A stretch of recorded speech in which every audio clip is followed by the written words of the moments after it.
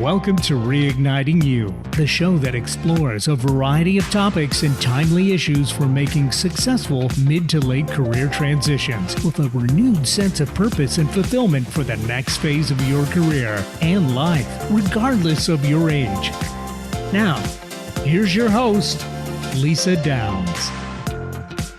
Welcome to Reigniting You, where we talk all things career transition for those age 40 plus. I'm Lisa Downs, Seattle-based career and retirement transition coach. Great to be here with you today, and our producer, Eric. Hey, Eric, how are you today? Hey, good afternoon, Lisa. Happy November to you. I'm doing pretty good. Yeah. Good. I'm looking forward to the show today. I know we've got a great guest lined up. Great guest lined up. My guest today is serial entrepreneur, executive, and podcast host Dan Kihanya. First, though, are a few career-related news stories from the last couple of weeks. Reported by Bloomberg, the U.S. Labor Board rejected Starbucks' bid to prevent store-by-store unionization votes at several locations in the Buffalo, New York area, dealing a preliminary victory to a labor group trying to establish the first union foothold among the coffee giant's corporate-run U.S. stores. The decision underscores U.S. workers' intensifying push to improve their pay and working conditions following years of decline for organized labor. Private sector union members are authorizing strikes at a rate rarely seen in modern America, with more than 100,000 workers recently threatening or mounting work stoppages across industries that the internet dubbed Striketober last month. The New York Times reports that the latest industry to have undergone a big change during the pandemic is interior design, which has seen what's being called a Zoom boom, with many interior designers leveraging online tools to work with clients. About 135 designers are now using a platform called The Expert, which launched last February and has had clients in 40 countries, including Qatar, Japan, and Germany. For a flat fee, you can ask a designer questions about your space within a set amount of time for a fee, and those fees range from a few $100s up to multiple thousands of dollars, depending on the designer. The Expert's revenue spiked 486% in the first month of its public introduction and has continued rising ever since. More than 2,000 designer applications are on the wait list for the platform. So, Eric, what are your thoughts on these first couple of stories today? Yeah, interesting stuff. I mean, we're just seeing such kind of upheaval in the labor market throughout the country. And we are. This thing with Starbucks is no exception to that. And, Yeah. It's amazing these corporations that, kind of present themselves as being progressive and forward thinking will still go out of their way, do whatever they can to stop unionization, which I don't know in the long run if that's a healthy attitude because, the whole reason people unionize and organize is because they just want fair treatment, Right.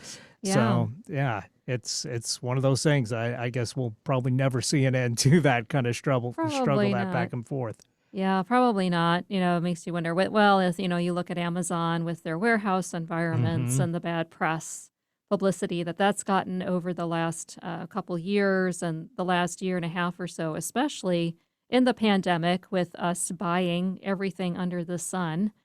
And, the stress and pressure of working in their warehouse environments and other organizations and industries too. And it's a shame that the unionization is becoming more of a necessity. You wish the companies would just kind of take care of that on their own without being forced to.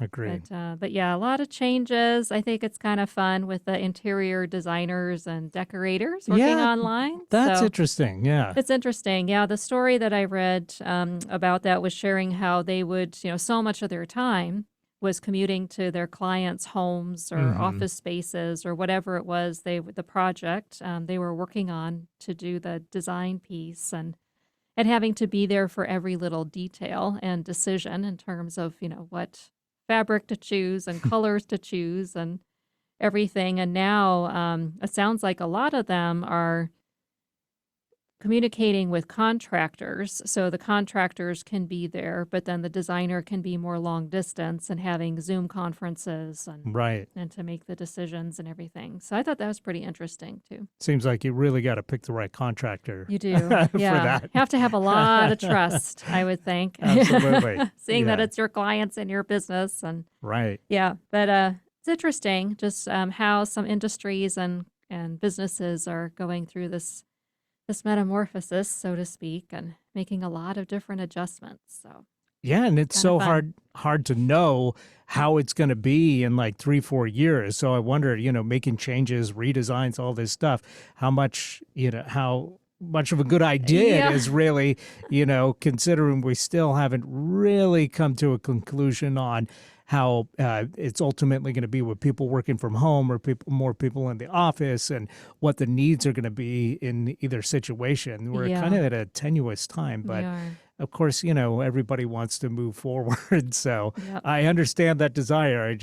I don't know how, savvy it is to do it now. Right. Yeah. It'll be interesting to see, that's for sure. And so, speaking of tenuous, another story here. U.S. manufacturing growth slowed in October amid growing headaches from supply chain bottlenecks and labor shortages, according to the Associated Press.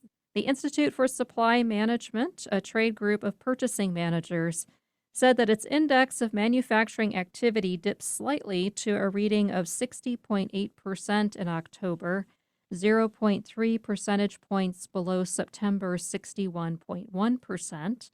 The report showed the supply chain problems showing up in various areas, including a jump of 4.5 percentage points in the prices paid index to 85.7% as manufacturers continue to face surging prices for raw materials and component parts. All 6 of the biggest manufacturing industries continue to register moderate to strong growth in October, led by apparel, leather and allied products, and furniture and related products. The 2 industries that showed decreases in growth were wood products and non-metallic mineral products. Lastly, following in the footsteps of man caves and she sheds, the latest home office trend is to work from a shed in the garden or yard. The New York Times reports that the coronavirus has been a game changer for garden offices, increasing mass production and DIY kits. They have appeared in places like the UK, Italy, Brazil, and Australia, going by many names, including the Shoffice, a combination of shed and office.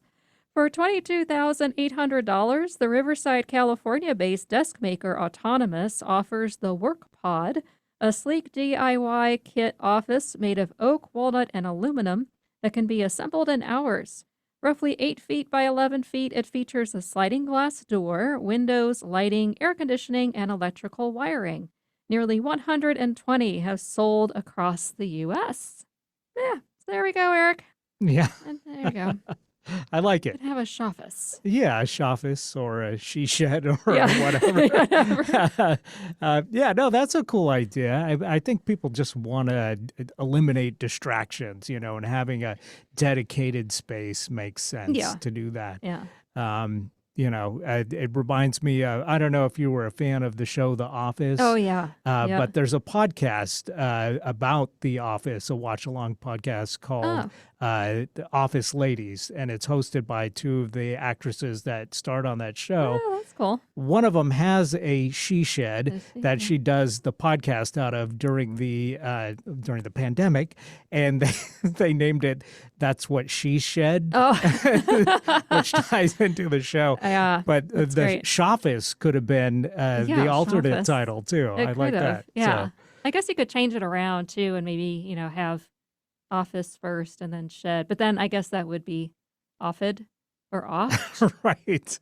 I don't know There's if oft would be good. It sounds a bit ominous. endless Yeah. ways to be creative Yeah. with that. But But that's pretty fun. Yeah. So when I was reading about this one, I guess it's really taken off in the United Kingdom and yeah. in England and in their gardens and backyard gardens to do this. And yeah, anything to have that space, right? And create that privacy. Mm-hmm. So especially when you've got multiple people in the household having to do work or virtual school from home and That's right. need a little bit of space to spread out. So I think that's great. It's amazing to me just the industries that have taken off, during the pandemic. And Yeah. I admire people's creativity for what they come up with and what they offer, product and service wise, and what's been really hot in terms of purchases and but people meeting the need, so seeing the need and meeting the need, and I think that's really cool. Here during COVID time, but yeah, and then with manufacturing still being up and down and being in flux, Right. I think that's something it's going to take a while for that to really Yeah, we've got these steady supply out. chain bottlenecks that are really throwing a wrench in things. We do, yeah. Yeah, it's not only with the manufacturing, but then yeah, the shipping, right? And so we've got the backups here in our area, here in Washington State. We've got backups in our major waterways, so Strait of Juan de Fuca and Yep. Puget Sound, and we just Chris and I, my husband and I, we did a car trip a few weeks back out to the Olympic Peninsula, and we were in Port Angeles, and then just seeing, as we were driving around and Hmm. driving around the area, and just seeing Like a traffic a jam traffic in jam. in the water. Yeah, the ships just Oh no. lined up. I know they're seeing it off of Whidbey Island, and just yeah, Might have it's to wait a little issue. longer for that Shawfus. Might have to. I don't know if the parts for the Shawfus are gonna That's right. get here by Christmas, maybe, but yeah, it's just it's the ripple effects are just interesting too. And for a while, well, I don't know if it's still going on, but I know for a while just getting wood for Mm, construction has yeah, been a huge it issue. rocketed up in price for sure. Yeah, it went up in price, and I don't know if that's leveled out recently or not, but that was another, you look at the new housing starts and Hmm. those costs too, or people wanting to do remodels or add-ons, to their homes, and just yeah, supply chain stuff. So just interesting effects, and Yeah, I mean that's yeah, really driven inflation, all across the board too. So it'll be interesting once these kinks are finally massaged out of the yeah, supply chain. If we'll see that inflation, kind of go away. Fingers crossed for that, of course, but who knows? yeah. Who knows? We'll see. I've heard that the Fed is saying that 2022 it should even out, so we'll see. What they say, and but Yeah, I think job market too is still going to be pretty interesting to watch. yeah, I think you're right. I saw online. I couldn't believe it. I saw this. I don't remember. I think it was on LinkedIn, and this young gal, coding experience, Hmm. degree in IT, submitted over 380 job applications. Wow. Of the 380, she got pinged on 40.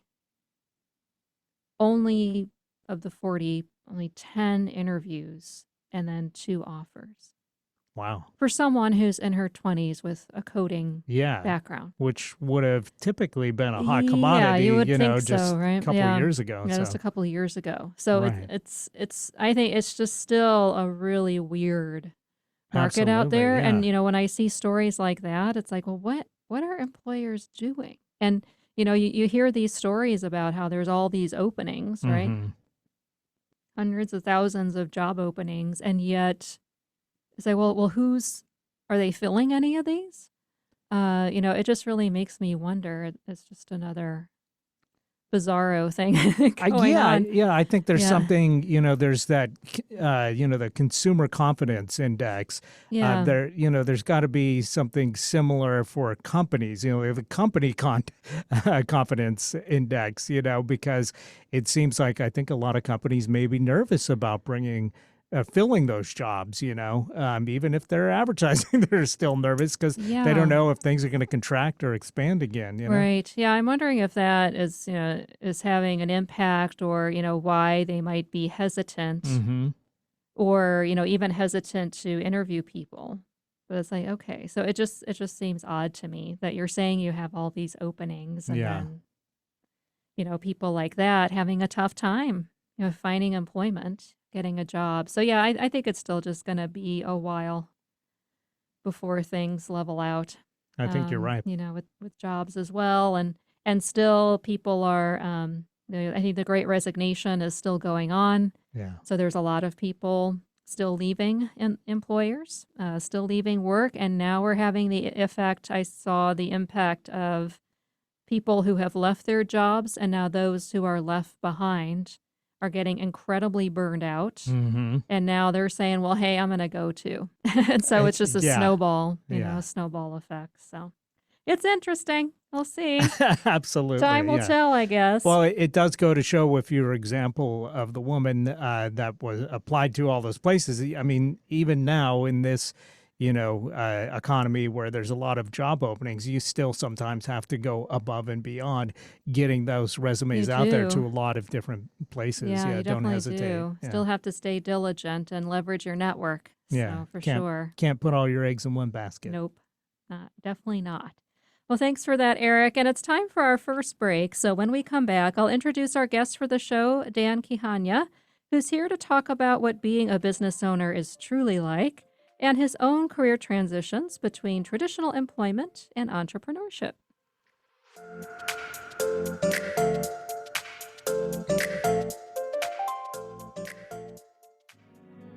Are you feeling challenged or frustrated without a plan for what's next in your career and life? Are you seeing writings on the wall for needing to make a mid to late career change and don't know how or what to do? Coach Lisa Downs of New Aspect Coaching can guide you to what's next, providing a fresh perspective and supporting you to create a clear and compelling vision for your future and a plan to move forward. Call Lisa at 425-216-3015. That's 425-216-3015. New Aspect Coaching, fresh perspectives for your career.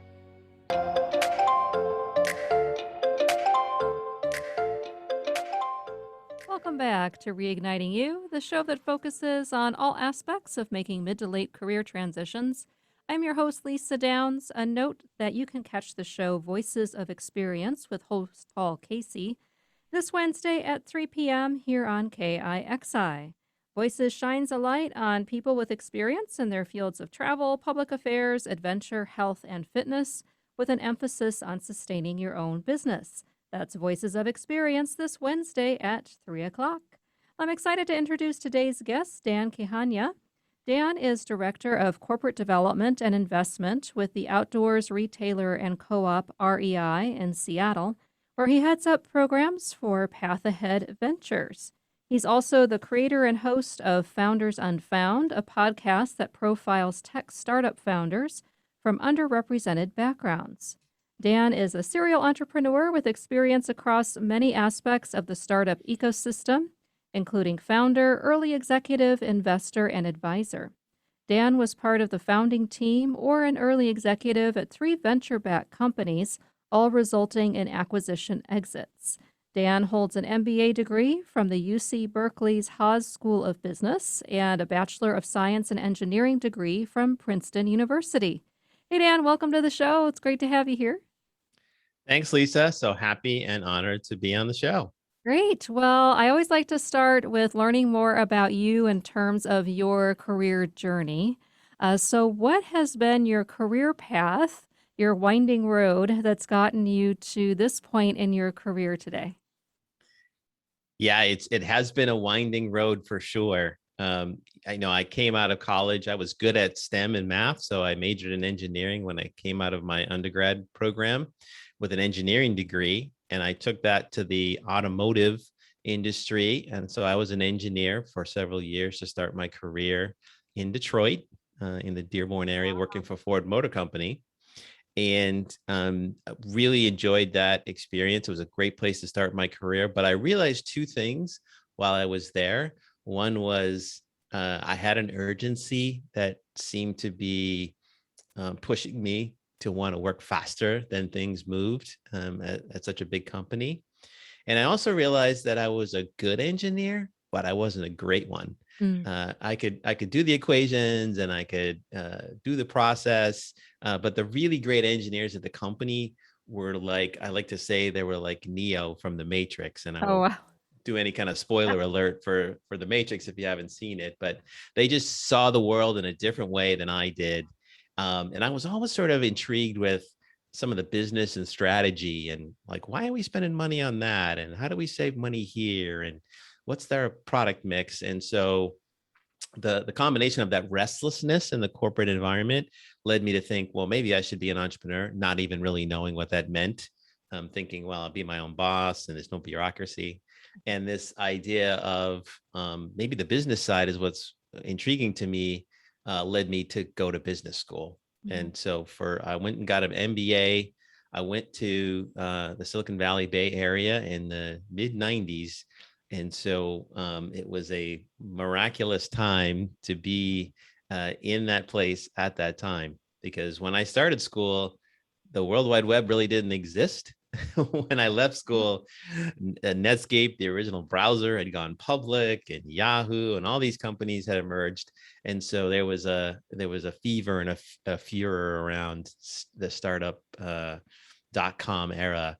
Yeah. And so some classmates and we decided to jump in with both feet and decided to start a company. And so we started a company right out of business school.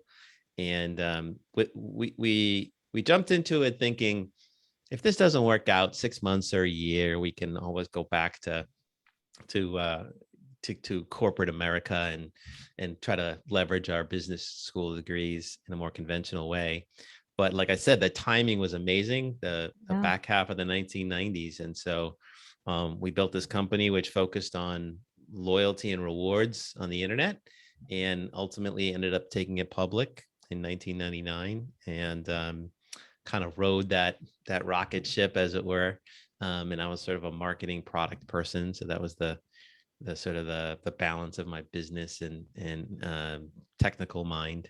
And was fortunate enough to have some success with that company, and took a break after we became a public company. And just as things started to slide into the internet bust, I became an investor, and I was doing a lot of work with other startups. And so that was a little bit of a level setting and readjustment to what the realities were.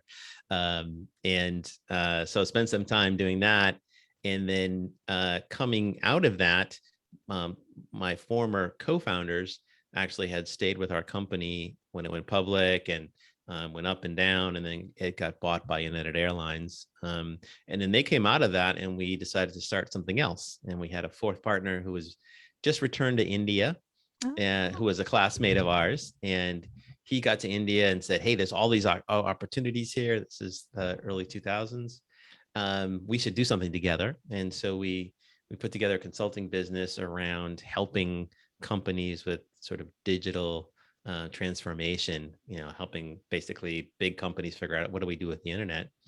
And we ended up partnering with the largest bank in India to do essentially a similar program to what we built in the .com world with MyPoints, the first company.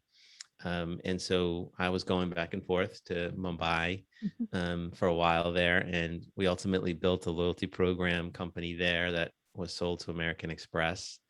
And so at this point, I've kind of been through ups and downs and kind of seen quite a bit, and became semi-addicted to the startup world at that point, and decided to go back in it again. And this was sort of towards the end of the 2000s. At that time, social media, video, and mobile were sort of the emerging things. So I looked at opportunities across all of those, and ended up working in a mobile company. I was one of the first execs in. I wasn't a founder of that company, but I was one of the first execs in, and helped build that company until that company was sold to a large coupon company. It was a mobile couponing company, and decided to move to Seattle after that, from the Bay Area, which is where I am now. I'm in Seattle, and spent some time plugging into the startup ecosystem here. And at the same time, my wife had sort of more of a corporate job. So I was a little more hands-on with our kids, and I had the flexibility to do that. And then over the last few years, decided to go back at it one more time and started another company with some of the same folks in India, focused on financial wellness and savings for Generation Z population in India. So again, I was logging the frequent flyer miles, ramping up trips. I think it was like every 7 or 8 weeks I was going back and Oh, forth to wow. Bangalore, India this time. And so great experiences. Again, I love the start something from scratch. So that was another version of that. But over the last couple of years, and this leads to where I am now, I really began to think hard about how can I be more impactful Mhm. and contribute to success of other founders who are coming along behind me, particularly ones from underrepresented communities.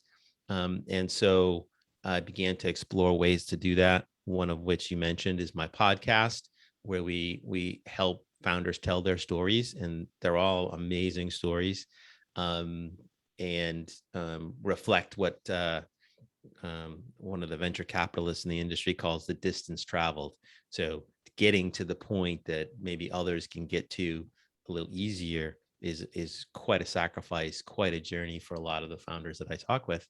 But along the way, I began to think about, is there ways I can write checks and fund and provide more resources? And lo and behold, REI decided to announce that they are going to pursue in their industry, the outdoor industry, pretty aggressively, ways to support and fund founders of color in the outdoor industry. And so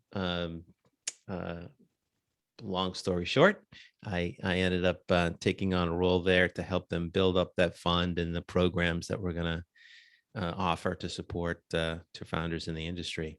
That's And great. so, Yeah. So with all of that, it's a lot, that you've yeah, done over the years and all those different great experiences.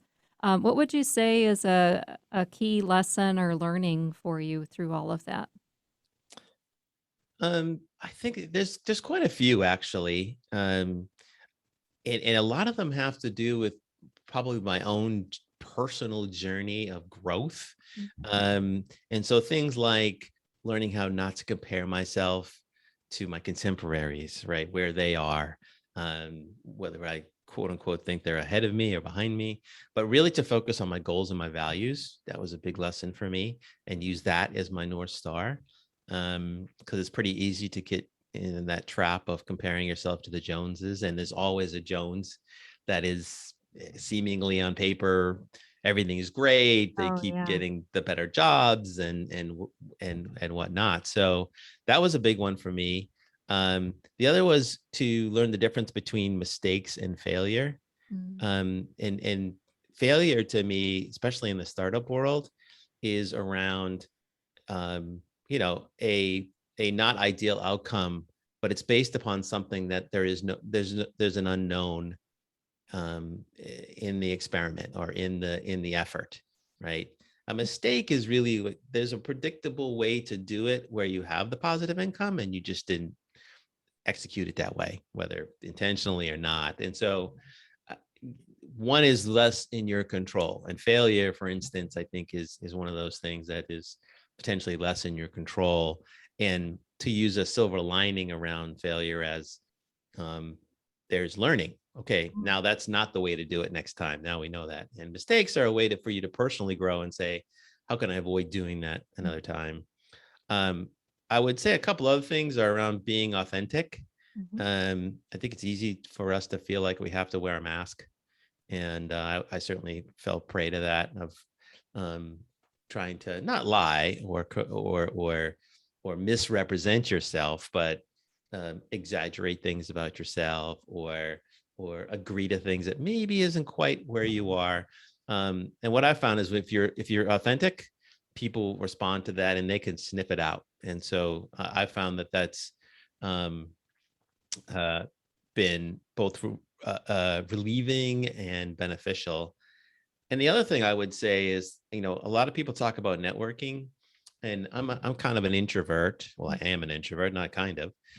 So I was always thinking about networking as this, this magic for people who are just able to talk to anybody. And one of the key things that I've learned is that relationships are different than networking. Yeah. And so relationships have a level of genuineness to them. There's a little more intimacy potentially. And it's really relationships that are that sort of value add in your professional life. They buoy you when things aren't going well. They can cheer you when you're sore. And the key that I've found is to invest in those between those events. Yeah. That's great.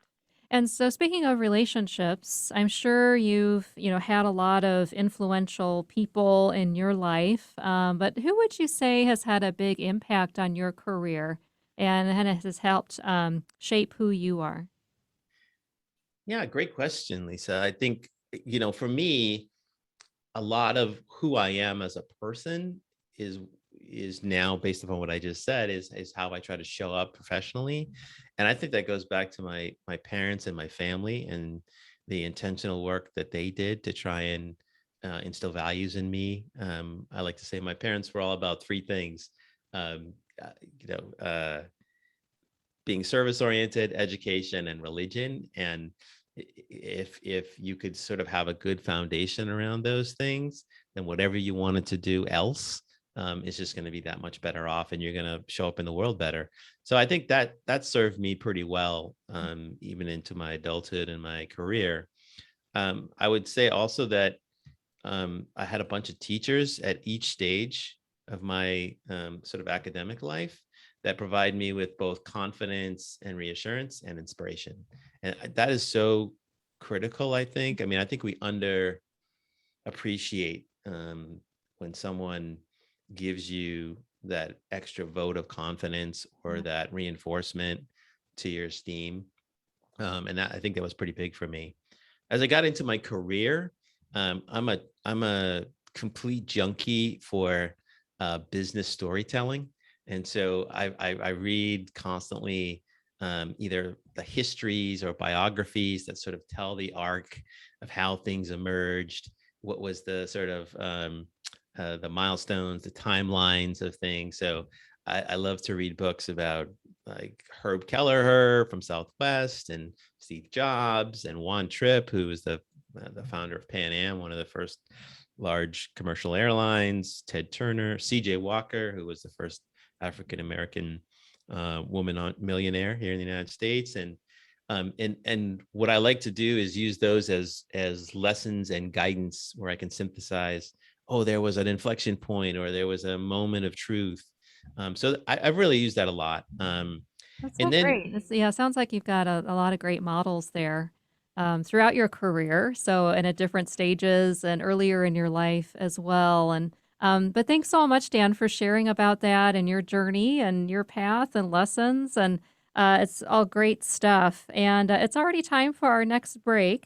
So when we come back, Dan and I will talk in more detail about being an entrepreneur and his most recent career transition.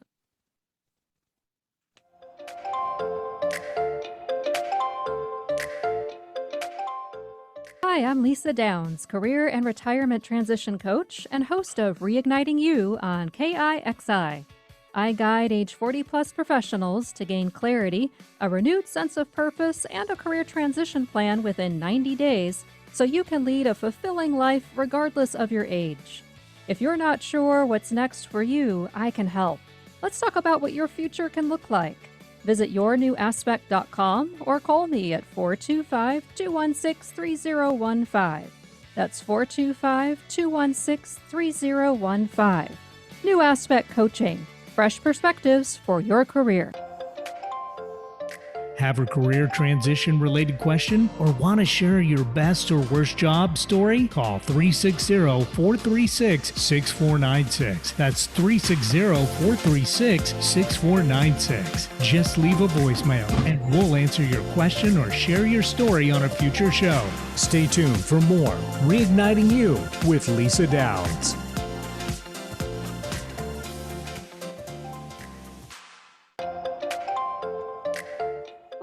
back to Reigniting You, the show that discusses timely issues and topics about career transition for Gen Xers and Boomers. I'm your host, Lisa Downs. A reminder that if you'd like to get in touch, you can head on over to my website, yournewaspect.com. There you can download and take my free career transition readiness quiz, as well as sign up for my free weekly career tips e-newsletter. That's yournewaspect.com. You can also drop me a note. It'd be great to hear from you. We're here with entrepreneur, executive, and podcast host Dan Kihanya. So, Dan, let's go ahead and jump back into our conversation. So, as someone who has founded multiple businesses, what would you say entrepreneurship is really like? Warts and all, good, bad, and ugly, for those who are considering being a business owner for their next career? A great question, Lisa. And actually dovetailing into this, from the last segment, I want to mention that my co-founders throughout my experience and my wife, who's my co-founder, have been really influential to me. But when people ask me about whether or not they should be an entrepreneur, what it's like, I usually ask them questions like, do you like uncertainty? Can you weather failure over and over again? Can you keep the minute details and the big vision in your mind at the same time? Because those are the kinds of aspects of the business world when you're in the startup stage that you have to either endure or appreciate. And it's a little bit of a hyperbole there, but that's a lot of what it's like. There's never an end to things to do. It's a marathon at a sprint pace.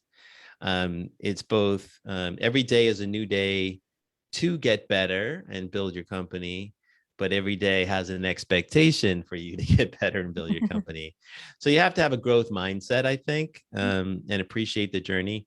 But on the positive side, not to create doom and gloom, I think you get to lead creation of something that doesn't exist or didn't exist before.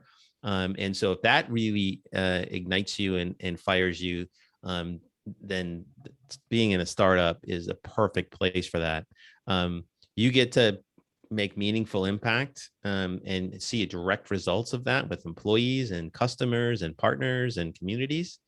And you also get to develop an organization that reflects your values. So the thing you have to be comfortable with, there's a man named Steve Blank who was part of what's called the lean startup paradigm, which is like a way to do startups quickly and fast. And he says a startup essentially is defined as a temporary organization in search of a scalable, repeatable, profitable business model. And the emphasis is on the word temporary. Yeah, that's great. And for those who are really concerned about that uncertainty piece and dealing with unknowns, what recommendations do you have for how folks can manage that, deal with that, and to have the unknowns actually be a positive? That's a great question. As I look at anything new, and I do relish and look for the opportunities to say, okay, this doesn't exist, and where do we start? But part of it is breaking the unknowns down into critical pieces, because there are some that are more influential to whether or not you can move forward and have success than others. And so I break them down into pieces that might be the market or the customer or the technology or the costs, the business model, the regulatory environment. I mean, there's all kinds of things which introduced unknowns and risks, and try to identify which ones are most critical in which order.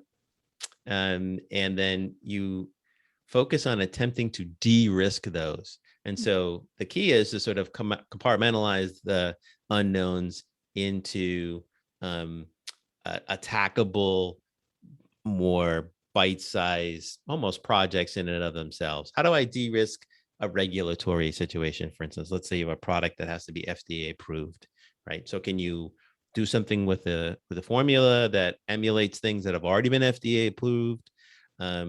So as an example, right? Or if you're creating a whole new product category, there are ways that you can introduce and find lead customers or evangelistic early adopter customers who can say, yes, the world needs this. This is how I'm going to use it, right?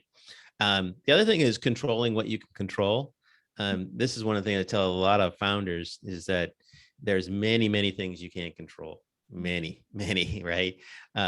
Your effort, your ingenuity, your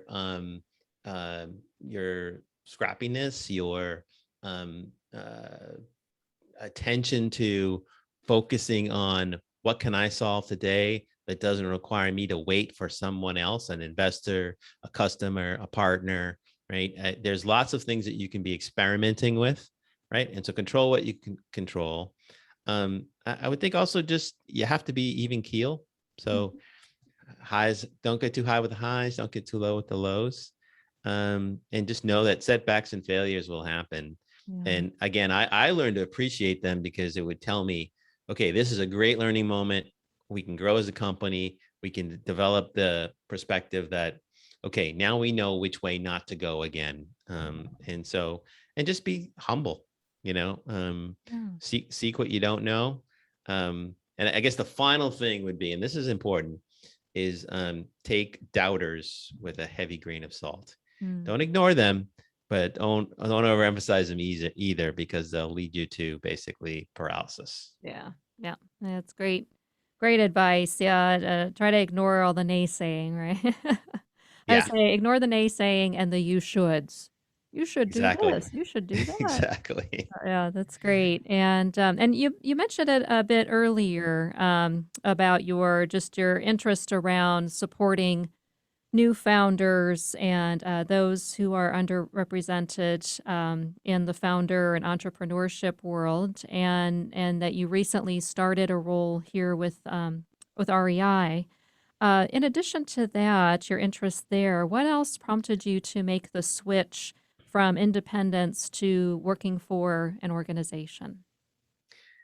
Yeah, great question. And I told this in the interview, and I've told to other people since then. There is more of my career behind me than in front of me, and I didn't think I would ever work at a big company ever again. But I think a combination of the mission and the opportunity and the leadership at the company were very enticing for me.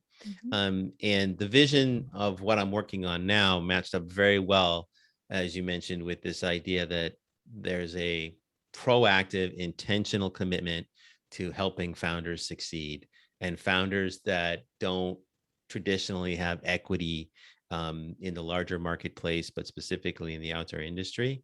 I I happen to be a person who likes the outdoors. I relish the outdoors. I've been a member of REI for decades as well. I've respected them from the outside as a company. Their corporate culture has been praised and appreciated quite a bit for many years. And so a combination of my personal passions, my professional pursuits in terms of wanting to be helpful, and this idea that REI really has this right combination of culture and priority that aligned very well with me, and it just drew me in. That's great. Well, they're known here in the area as just being a wonderful company and a great example of stewardship, right? So I think that's great. And so how has it been? So tell us how it's been making this transition and getting used to being in a corporate environment again. How have you been doing with your transition? Yeah, I'll be honest, it was hard at first, and I really underestimated the the pace change. Mm. And when you're in the startup small environments, things move quickly, interactions happen fast, iterations, processes, the steps and processes proceed pretty quickly. And just by definition, when you have a larger company, there's going to be things that take a little longer, require a few more inputs from other people. And so I did have to make some adjustments around that for sure. I would just everything from learning how to interview, just going through the interview process. Oh, yeah. I hadn't really interviewed in decades, and so interviewing is very different now than it was the last time I did it. So I had to learn that. I had to adjust timing to be from being on my own schedule to, we're not punching a clock, but there's expectations and I have meetings. I had to move from engaging with people in India, which is my nighttime here on the West Coast, Oh, and their morning, to being in the morning here in the West Coast. So lots of adjustments that way. But to be honest, the culture is so strong there, so committed, so consistent, that most of those things that I just talked about have been much easier because of that. And the other element is that there's such strong enthusiasm for what we're working on. cool. And sometimes you'd expect a company that has a very defined set of activities. We like you said, we do lots of things around stewardship and education and experiences, but we also are a retailer that sells gear and apparel. And what Path Ahead Ventures is doing is very different. And so you might expect at a big company there'd be some people like, why are we doing that? And I've got none of that. And so that's made it really joyful in taking on some of the adjustments that I've had to take on.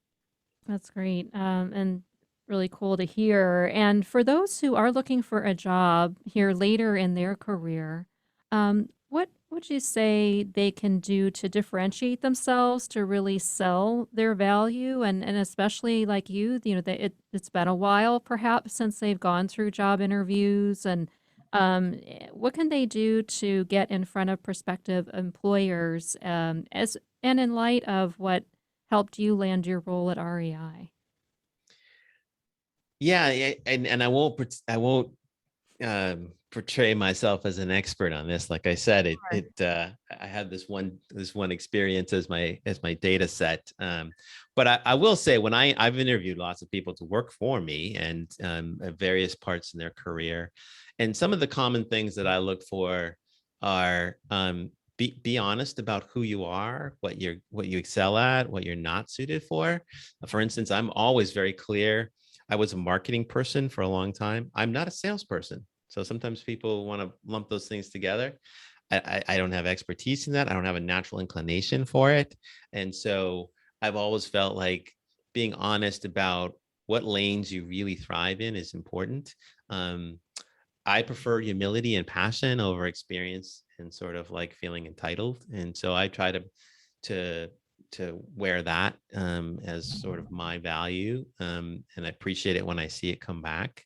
Um, and I think the other thing is, um, and this is going to sound a little bit like, oh, it's easy for him to say, but I've had to learn that if I seek joy and fulfillment from what it is I'm looking at doing, Mhm. and not just, oh, I fit this because my resume matches up to their skill set that they're looking for, versus compensation and reward and title, it goes a lot farther into me aligning around um, the kind of opportunity that's going to fit for me.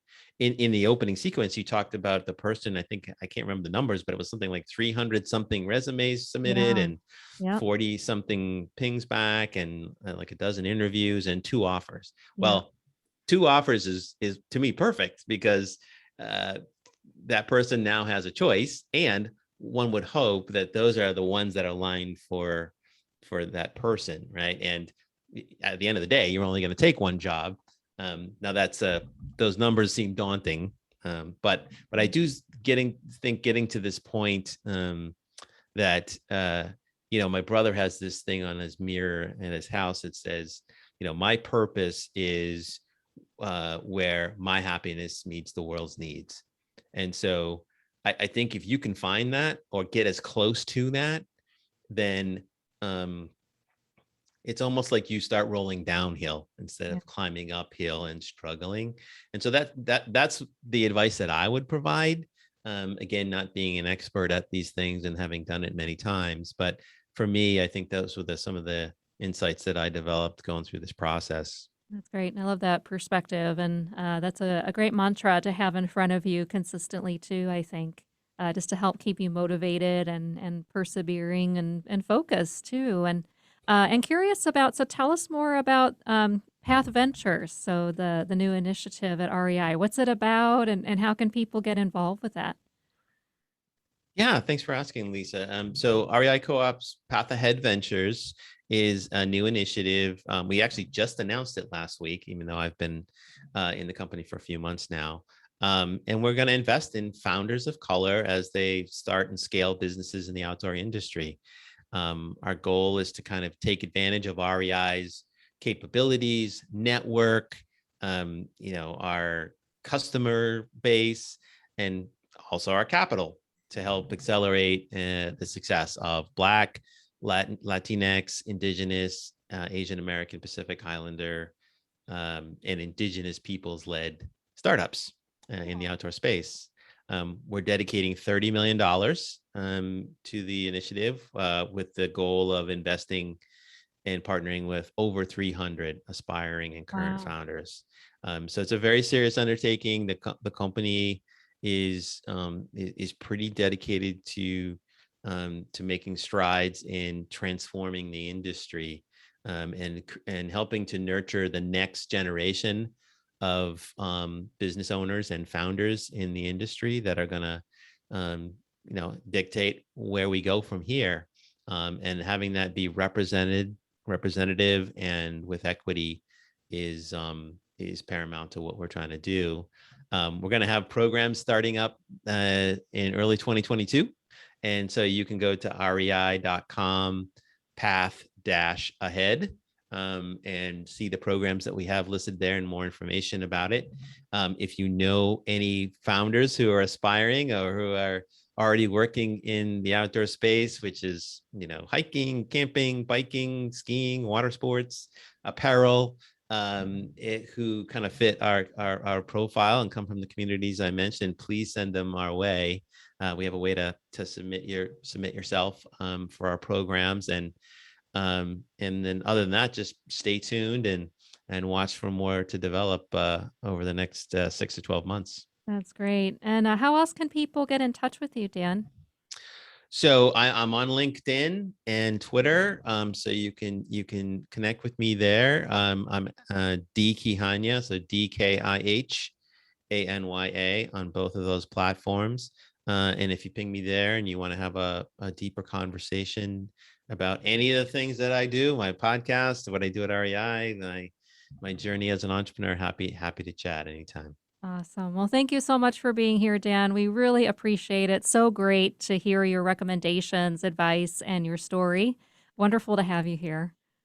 Thank you so much. It's been a pleasure. Absolutely. Well, it's time now for my Reignition recommendation, your weekly career transition tip, regardless of your age. And so, my tip for you this week is to get out of the mud. Here in the Pacific Northwest, we're getting into our wet, muddy fall weather here in the month of November. So, get out of the mud. And what I mean by that is, how can you gain clarity? So, if something is muddy or seems unfocused or unclear for you in terms of a direction or what you'd like to do next, what can you do to help gain clarity and get out of the mud and clear the way for yourself to know what's next for you and operating off of your own values, what's important to you, your skills, and your strength? So, time to get out of the mud here this fall. Well, thanks, Eric, for your support today, as always. So, what jumped out at you from our time with Dan? Lots of great stuff. Yeah, absolutely. Sounds like they're doing some cool stuff at REI for sure. Definitely, I think people should take advantage of that program if they have that opportunity, if they fit that. And of course, always great tips for entrepreneurs. And I think, Dan's point about your personality really having to line up with being an entrepreneur are right on point. So, it does. Yeah, absolutely. There's so much that goes into it, and all those things you may not necessarily think about. And especially if you're solo, right? If you're a solopreneur, you've got to do everything from the business development, the sales and marketing piece, to all the operations, to figuring out what you're going to offer and promote yourself, plus doing the actual work. So, yeah, it's always a lot to think about, but some great tips there for sure. Well, join us next Monday at 3 o'clock when my guest will be senior housing consultant Adrian Miller. Thanks so much for listening. We'll talk to you next week on Reigniting You.